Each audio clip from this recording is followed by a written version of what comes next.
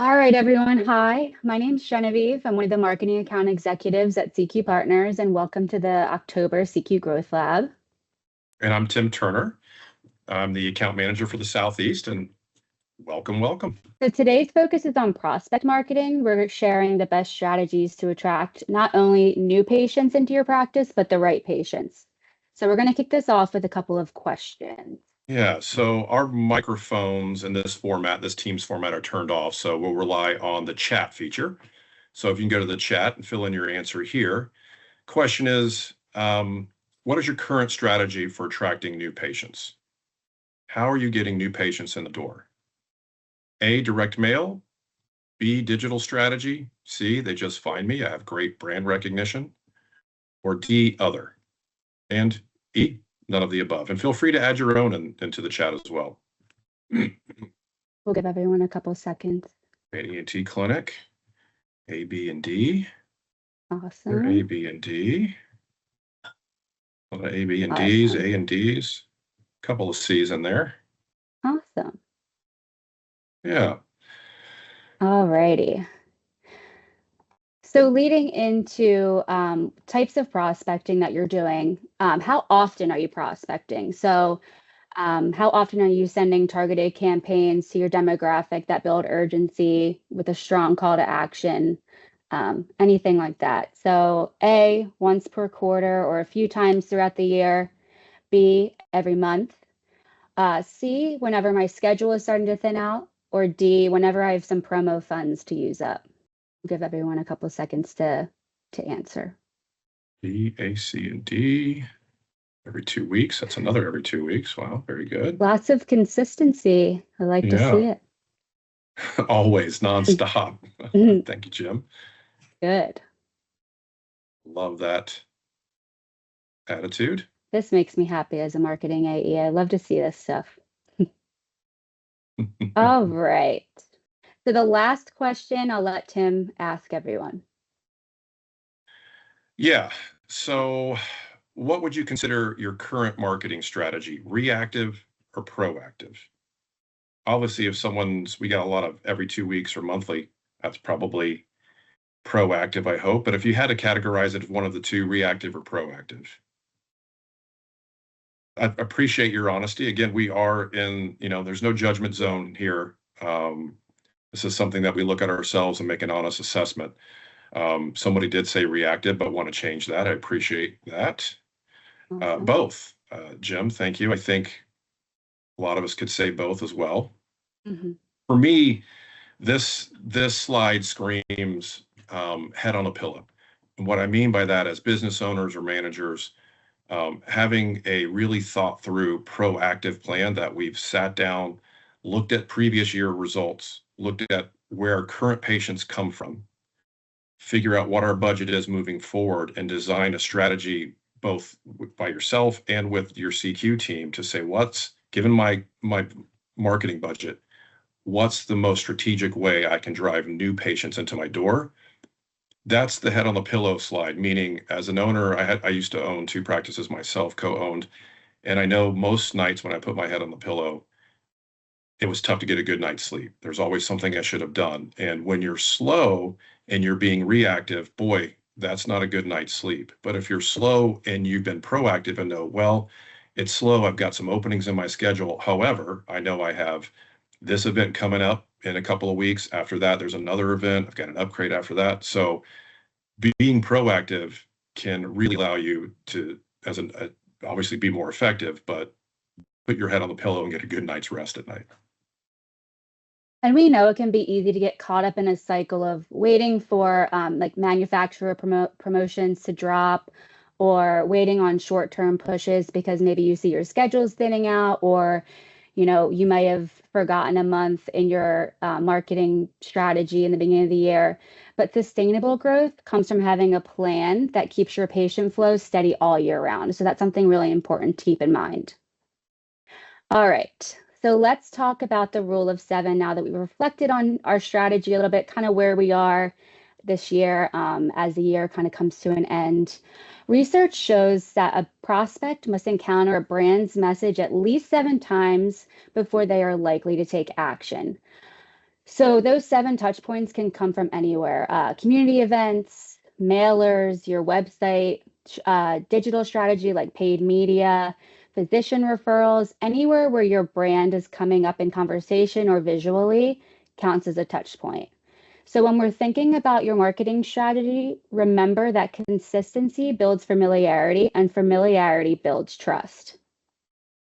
Yeah, the one thing I would add, Genevieve, the days of this goes back to having a proactive plan of doing 1 or 2 events a year where you get an excellent response. 24 people called, I booked 20 appointments, and I helped 10 patients and thus had 20 units sold. Those are pretty much out the door, right? They do exist, but what we see most often is these multiple channel touch points where we get 2 from here, 3 from there, 4 from here. So that's the kind of the new way of marketing in this age. It's changed over the last 10 years for sure. Probably not telling anybody anything they don't already know, but that's why the rule 7 is so important. Prospecting is not just about finding patients, it's about finding the right patients. When we look at building your plan and you're working with your CQ team, I think it's really important to mesh what your vision and mission is of your practice. And knowing that, making sure all those pieces that you do in those multiple channels echo that, right? We always talk about prospects coming to your door. Are they in a consumer mindset or a patient mindset, right? And you can argue, and I would ask that question, but we're going to get a mixed response. Some people think patient, some people think consumer, some people think both. All those answers are correct. We want to make sure that we align our messaging and what our vision and mission is for our practice with the type of patients we want to attract. So when creating that plan, we just want to make sure our messaging aligns with that as well. So speaking of finding the right patients, let's talk about one of the oldest but still most effective tools up our sleeve is direct mail. I know direct mail can feel old school. Some people may say it's on its way out, but I'm here to tell you that it's not. It still continues to perform extremely well as far as ROI, especially in the healthcare marketing space.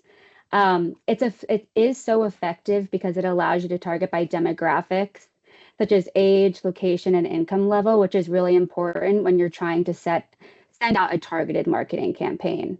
If you're running direct mail consistently, for example, once a month throughout the entire year, you have the opportunity to cover 4 of the 7 touch points in the rule of 7 due to your audience cycling that direct mail provides.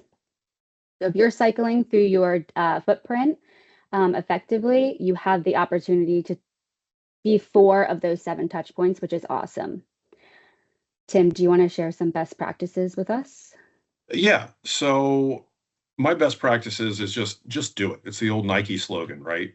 If we're looking at putting together a strategic marketing plan over a 12-month period, I'm a firm believer we got to have some element of direct mail on that, right? Different practices may have more than others, depending on where the practice is and their whether they're a new practice or an existing practice with a huge database. But the fact of the matter is, I think there's a couple things. One, direct mail is offense, right? We want to get out there and attract new prospects, new patients to our door, but it's also a little bit of defense, right? Let's not let our competitors have that whole market to themselves, right?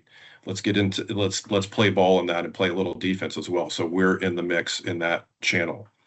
The other thing is there's so many positive byproducts of direct mail. Yes, we want to drive new patients to the door so we can help them with their hearing healthcare and ultimately drive revenue.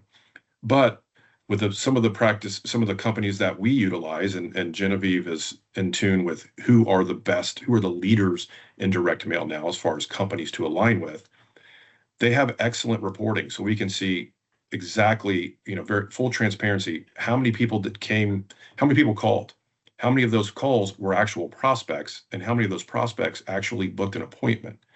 Then they have recordings. So my job for my practices is I'll listen to those recordings, especially those who were considered leads that didn't actually book appointment. And oftentimes I find one of 2 things. A lead that's still out there that we can call because maybe they didn't get the right information or they had to check something. So it's a great way to follow up to help improve the ROI on that event. But also it's great for me to listen and say, wow, your front office person's doing great here. but there's really an opportunity for them to be a little bit more effective on the phone if we just change some of their messaging. So it's a great way to help with, your per person productivity within the practice, but also make sure your ROI on this event is optimized. And something that's also important to remember with direct mail, like every marketing, it ebbs and flows. Some months are better than others. I know a lot of people see, particularly in the summertime, it might drop off a little bit, but keep in mind that even if a appointment that comes in is maybe tested, not sold, those people are still people that you can add into your database for future outreach. So you can have a list of tested, not sold people that came in or tested no hearing loss, for example. You can have a list of those in your OMS and then plan to target them later with other materials that might bring them back in and maybe they're ready to purchase, or maybe it's a couple years down the line and now they do have a little bit of a hearing loss that we can treat, and we can be the top of mind person for them, as well as, referrals. So if you're staying in touch with them, if you're not just seeing them as a lost opportunity, you also have the great opportunity of being a referral to that person. They may say, oh, I love the material that I get from this brand, but it doesn't really apply to me yet, but they might notice that their aunt or their grandmother is having trouble hearing, and they can refer your practice to them because that relationship is already built and the trust is there. So some interesting stats to kind of wrap up our discussion on direct mail. When looking at the stats on your screen, you can see that direct mail is capable of more than just providing a personable and tangible experience. It can also influence other behaviors such as visiting your website, which I know if you're an Iris member especially, you worked really hard with our awesome digital team to create content and make your beautiful website stand out. And we're going to talk about digital strategy now as a form of prospecting. So we just discussed how one form of marketing can influence another. When prospects search your website listed on the mailer that you just sent out that they just received and opened, a patient that's just starting their hearing journey, and they're searching, hearing care near me, what they find or don't find determines whether they call you or someone else. We all know how important a solid digital strategy is in this competitive market. So we want to make sure that our strategy is solid and we're using all of our tools to the best of our ability. So going back to the rule of 7, think about it for a minute. Is your online presence another touch point that builds trust? Is it something that you can say, okay, I feel comfortable putting my website on a mailer. I know that once they see my website, they get more information about me. There's no way they're not going to call and make an appointment, especially with the offer that I'm offering inside of this letter. Tim is also going to share some best practices for digital with us. Yeah, I think the number one thing that I see with digital solutions is, and again, as owners and managers, you've got a lot of initiatives, a lot of things you're working on that pull your focus away from any and all marketing. But once a practice puts up a website and maybe spends a little bit in SEM, sometimes that's where they kind of stop and say, okay, I've checked that box. I would say, always look at your digital solution with the thought of, can I keep improving? How do I improve this? Because more and more patients are finding us through digital strategies. Genevieve, you mentioned it too. I think you can steal other people's marketing. Maybe steal's a harsh word, but if somebody else is doing a lot of direct mail or newspaper ads or TV or radio, one of the things people are going to do is be driven to do their own research and go online. And if your website is ranked high and has that, again, back to the attracting the right patients, has what they're looking for as far as professionalism, the patient experience when they're navigating your website, those are all things where you can capitalize, is probably a better term, on your competitors' marketing. So just keep an eye and look at, can I make it better? Can I add certain things maybe I don't have now, like online booking? Can I spend more in SEM and more strategically? So just keep that open mind when it comes to your digital solution. All right, physician referral, something near and dear to my heart. When I ask people if they're doing physician, let's do a show of hands. Who here is doing physician referral marketing? There's a little hand raise icon. Okay, I see I used to. I see some hands up. Yeah, so good. Could use a refresher. Well, come to the right place, JC. Kidding. Physician referral marketing, a little unique in the sense of there's a cost involved, but it's not so much financial. It's more time, right? And you can argue that time has a financial aspect to it, and it absolutely does. But physician referral marketing is something that I've seen change the landscape of a practice overnight. Now, the overnight part didn't come from the work done ahead of time, but once those physicians start referring, they can have a dramatic positive impact into a practice's number of people helped and the revenue.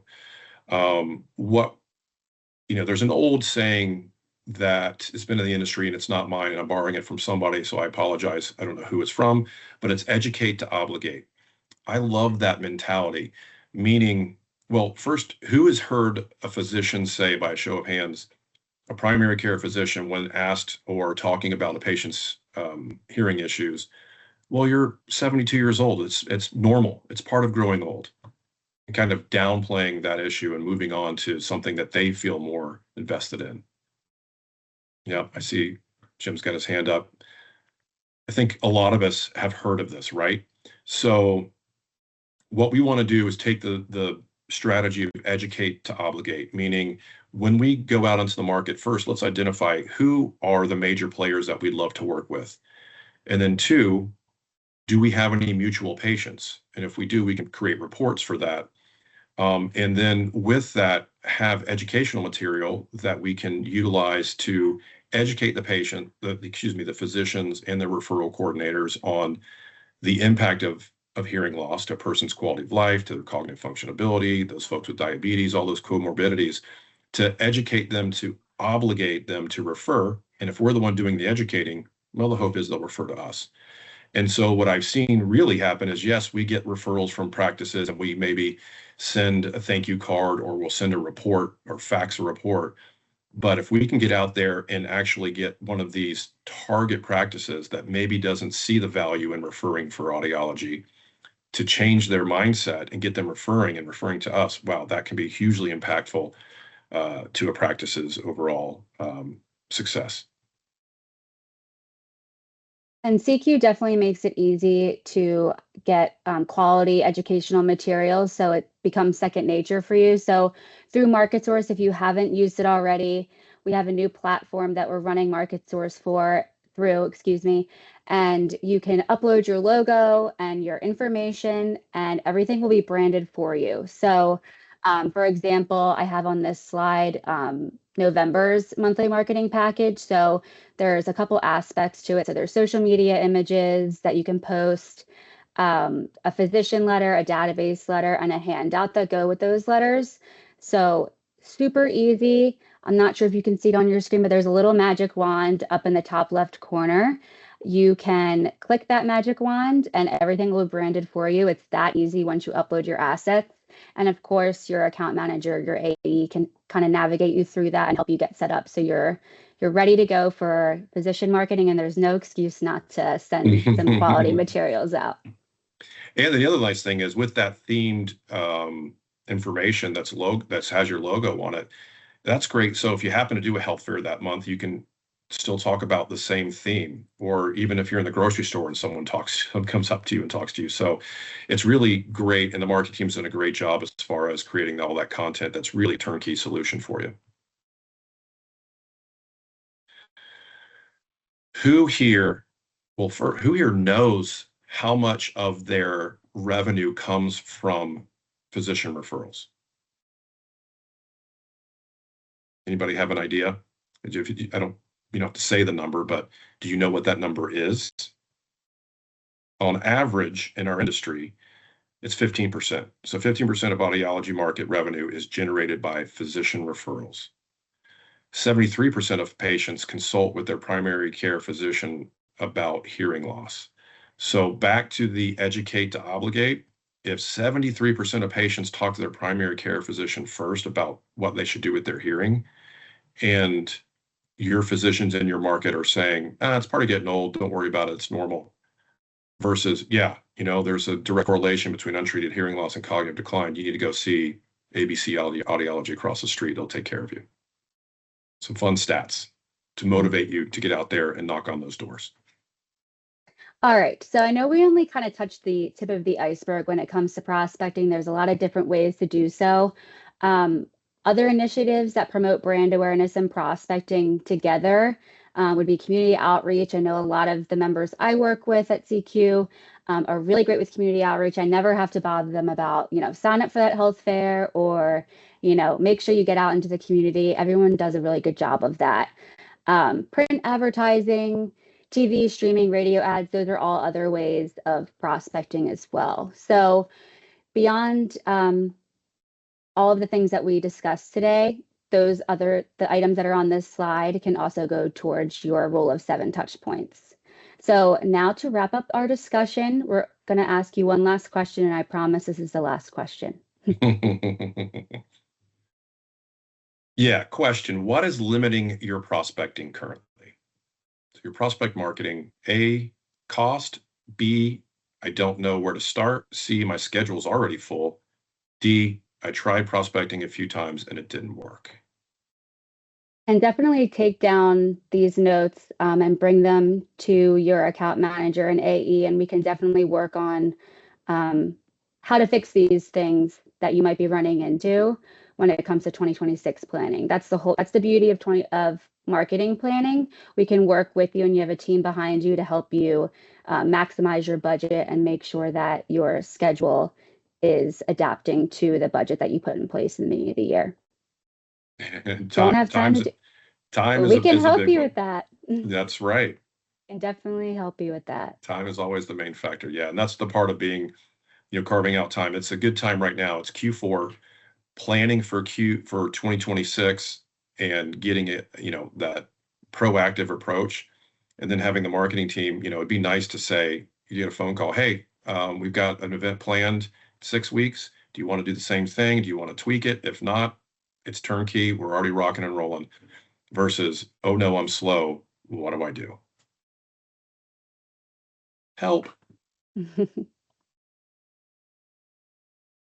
All right. So if you absorbed anything from this growth lab today, let it be proactive and not reactive. So let's get a planning session on the books for 2026 marketing. Let's start the year off right, and let's apply that rule to 7 to your marketing and make sure that we have all the touch points covered and then some. So remember, prospecting is not a one-time event. It's an ongoing system that we have to work at constantly.